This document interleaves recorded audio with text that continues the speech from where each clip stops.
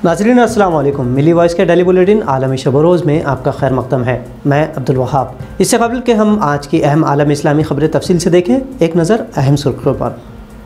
गैर मुसलमानों के ख़िलाफ़ चीनी हुकूमत की नस्ल कशी के शवाहिद मौजूद, बरतानवी क़ानूनी जरीदे में इंकशाफ। इस्लाम पसंद फ़ौजी हुक्मरां उमर अल-बशीर के हिमायतियों पर मुक़दमात दर्ज करने की सूडानी बागी कमेटी की धमकी। नेटो में शामिल तुर्की और अमरीकी अफवाज ने मिलकर बहर अस्वद में की मुश्तरका फ़ौजी मशक़। रोहिंग्या मुस्लिम नस्ल कशी पर बरतानवी मुस्लिम तंजीम की अक़वाम मुत्तहिदा से शिकायत। डेनमार्क और जर्मनी में इंसदाद दहशतगर्दी कार्रवाइयों में गिरफ्तारियाँ। और ईरान ने इस्लामी इनक़लाब के जश्न में की अपने जदीद तरीन बैलिस्टिक मिसाइलों की नुमाइश। अब खबरें तफसील से। बरतानिया में कानूनी राय के मुताबिक चीनी हुकूमत के मगरबी सिंकियांग इलाके में गैर मुस्लिम अक़लियत के ख़िलाफ़ नस्ल कशी के इल्ज़ामात को तक़वीत मिलती है। लंदन के एसेक्स कोर्ट चैम्बर्स के ज़रिए शाये होने वाले जरीदे में कहा गया कि गैर नस्ल कशी से मुताल्लिक़ काबिल मज़म्मत दलाइल मौजूद हैं और इसमें चीनी सदर शी जिनपिंग ज़िम्मेदार हैं। BBC पर शाये खबर के मुताबिक ग्लोबल लीगल एक्शन नेटवर्क यानी GLAN के ज़रिए वर्ल्ड गैर कांग्रेस और गैर ह्यूमन राइट्स प्रोजेक्ट में बयान किया गया है कि किस तरह मुस्लिम अक़लियत को चीन में जुल्म व सितम, ग़ुलामी, तशद्दुद, असमतदरी और जबरन नसबंदी का निशाना बनाया गया है। इस खित्ते में ऐसे लोगों को जबरी मशक्क़त के अलावा तशद्दुद, नसबंदी और सियासी बेरारवी का निशाना बनाया जा रहा है, जो बाशिंदे नस्ली, मजहबी और सक़ाफ़ती तौर पर चीनी अक्सरियत से अलग है। वस्ती लंदन में 7 मई को शुरू होने वाले अवामी समात से कबल ट्रिब्यूनल के मुहक़्क़ीन ने 1500 दस्तावेज़ात और शवाहिद का बारीकी से मुताला भी किया। सूडान के साबिक़ सदर उमर अल-बशीर की तख्ता हुकूमत पलटने के बाद सूडान में होने वाले तशद्दुद मुज़ाहिरों पर बाकी सूडानी कमेटी ने क़ानूनी चाराजोई का इंतबा दिया है। अपने हुक्मनामे में कमेटी ने साबिक़ हुक्मरान जमात अफराद के ख़िलाफ़ क़ानूनी कार्रवाई का ऐलान किया है। फ़ौजी जनरलों के अप्रैल 2019 में सियासी जमातों के साथ मिलकर इस्लाम पसंद उमर अल-बशीर को इक़्तिदार से बेदखल कर देने के बाद सूडान में गैर मुस्तहकम हालात हैं और महंगाई और क़िल्लत अजनास के सबब हर आए दिन मुज़ाहरे और पुरतशद्दुद कार्रवाइयाँ जारी हैं। इससे मज़ीद बदअमनी फैलने का ख़दशा है। नेटो में शामिल तुर्की और अमरीकी अफवाज ने मिलकर बहर अस्वद में मुश्तरका फ़ौजी मशक़ की। मशक़ के बाद अमरीकी सफ़ीर डेविड सेटरफील्ड ने खुशी ज़ाहिर करते हुए कहा कि मुश्तरका मशक़ों से एतमाद पैदा होता है, मवासिलात में बेहतरी आती है, बहर अस्वद और वसी तर ख़ित्ते में पहले से मज़बूत हिफाजती शराकत को तक़वियत मिलती है। सफ़ीर के बयान के मुताबिक बहर अस्वद में बहरी बेड़ों और हवाई जहाज़ों के फ़ौजी मशक़ से पूरी तरह कामयाब रही। उन्होंने कहा कि तुर्की एक इंतहाई काबिल क़द्र इत्तेहादी है और नेटो का समंदरी शराकतदार भी रहा है। तुर्की के साथ मुश्तरका ऑपरेशन नेटो इत्तेहाद के मफादात को तक़वियत बख्शता है। म्यांमार से ताल्लुक़ रखने वाले दुनिया के सबसे ज़्यादा मज़लूम रोहिंग्या अक़लियतों की हालत ज़ार को ख़राब होने से रोकने अक़वाम मुत्तहिदा में अर्ज़ी दाखिल की गई है।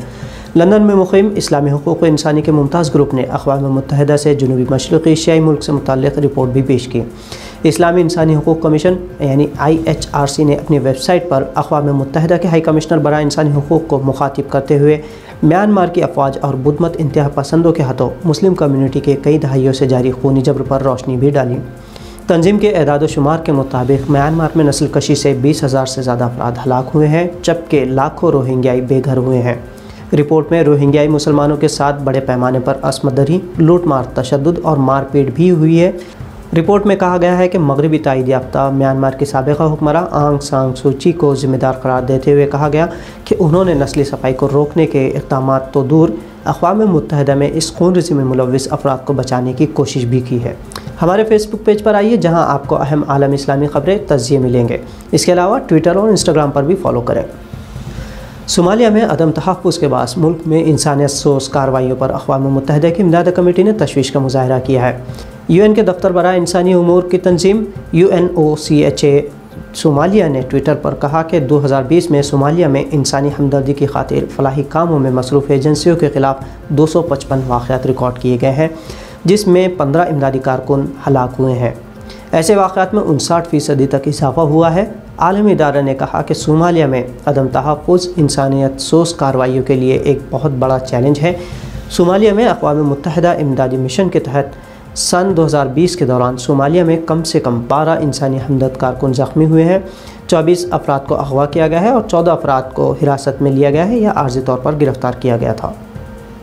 ईरान में इस्लामी इनक़लाब के फ़तह के 42वें जश्न के मौके पर ईरानी मिसाइलों की नुमाइश की गई।